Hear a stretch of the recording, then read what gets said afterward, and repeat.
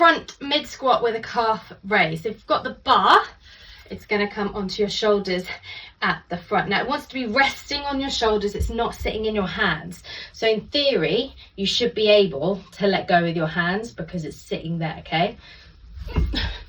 Right, so there it is, your elbows are up in front.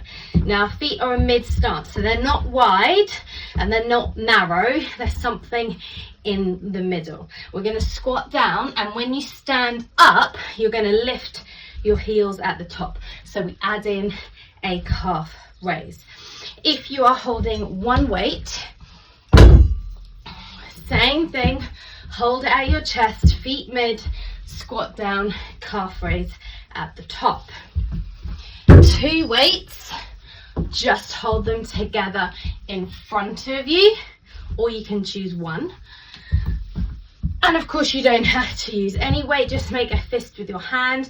You can hold on to a chair if you want support, and you can face it if you want additional support as well.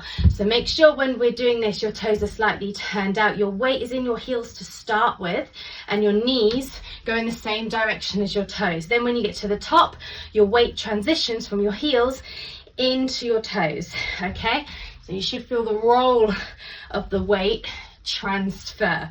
Your hips want to go back, your bum goes back, and your chest stays up. Keep your shoulders back, push your chest out, and that will help you to keep your upper body up and to not lean forwards as you do this. This is a great squat move because it not only works your legs and your bum, but you've got the calves in there as well, okay?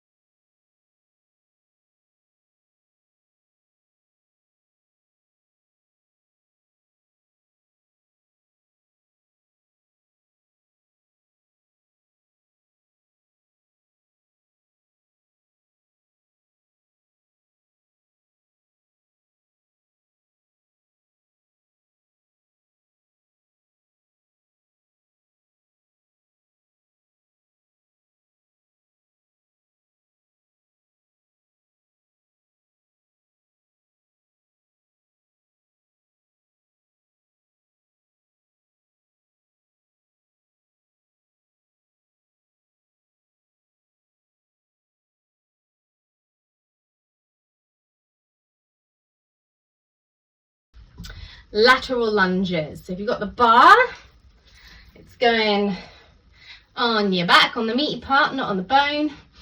And our feet are going to start together-ish. And then we're going to step wide and drop down, okay? And then you're going to do the other side. So we're going to keep alternating sides. When we do this, left leg stays straight, right leg bends, okay? And you want to feel the stretch down the inside of that straight leg. If you're using one weight,